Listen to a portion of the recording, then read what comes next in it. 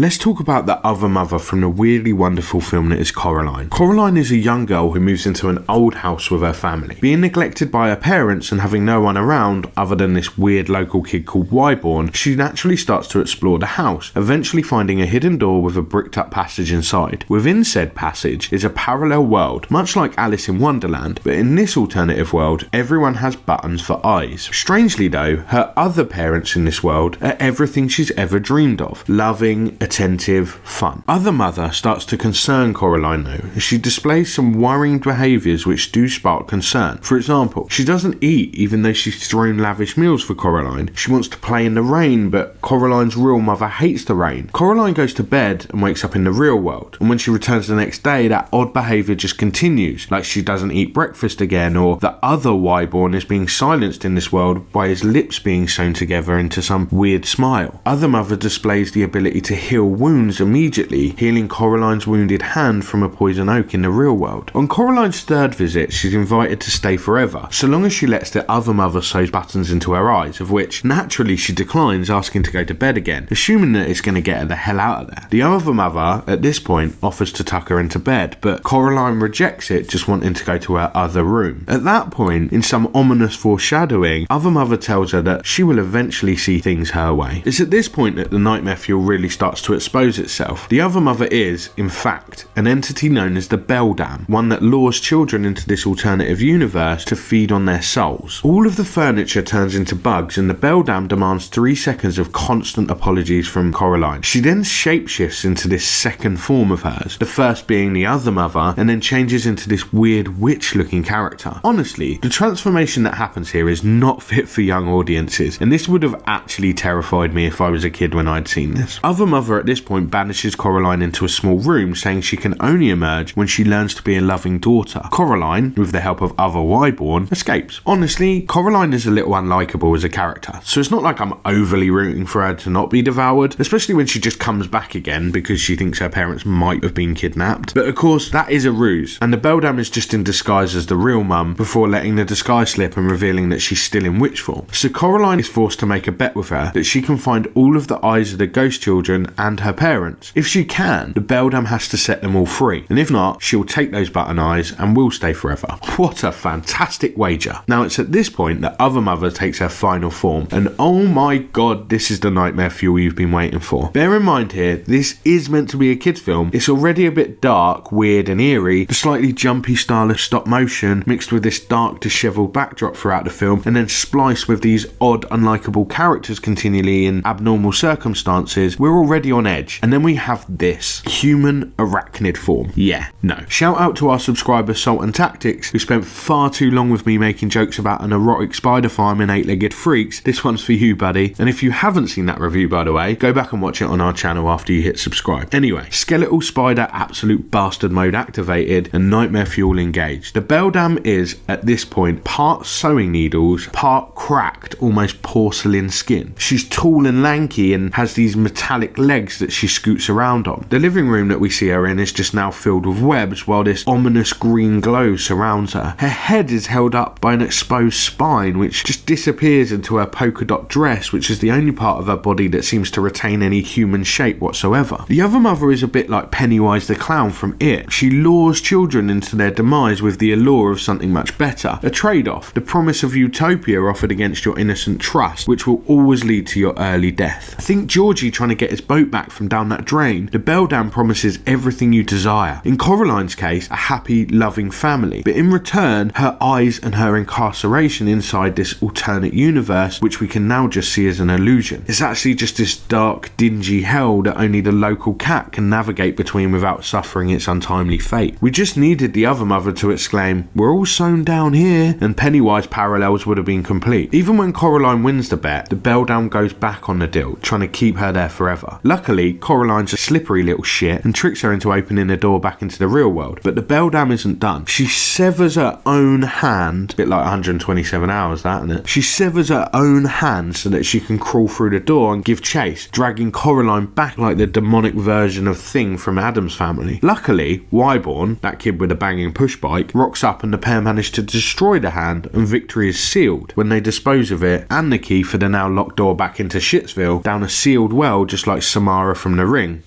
See you later, cockwaffle. So there's your whirlwind tour of the beldam, your loving other mother who just wants your eyes. So let me conclude. Outside of her appearance, which I'm sure you've seen enough of already lately, the beldam has some truly scary powers at her disposal. The beldam kidnaps her victims and stores their soul in inanimate objects. Coraline's parents, for example, are kept in a snow globe. When they're saved, which I imagine very, very few are, they have no memory of what's happened. For the younger children who have been victims to this beast, their soul is somehow attached to their eyes, in which the beldam removed and replaced with buttons. Soul extraction is the first of this monstrosity's obvious powers. The second aspect is her control of the total universe. She can control the plants and flowers as she chooses, or controls the weather, creating lightning at will. In the other world, the other mother does what she pleases, but she also seems to have some level of control in the real world too. For example, she uses rats to direct Coraline to open the portal door for her, and she uses a doll to spy on Coraline. In the other world, she can create life by sewing it together or manifesting it from objects. Other Wyborn is born from sawdust, or other father from pumpkins. She doesn't, however, control their free thinking. Her creations can disobey her if they choose to. This is almost godlike, creating a world and the living creatures within it, to an extent, have control of themselves until they pull too hard on the leash, at which point she steps in to regain her control. The other mother is nightmare fuel to the highest degree. Not only does she look horrendous in all three stages of her metamorphosis, she has powers that make her a truly scary force to be reckoned with, and for that combination, she enters our Nightmare Fuel Hall of Fame. But what do you lot reckon? Is Other Mother scary enough for you, or would you happily live ever after with her in exchange for your eyes? Let me know in the comments below. I've been Stuart from Unleash the Ghouls, and until next time, good night and good nightmare fueled dreams, my little button-eyed subs.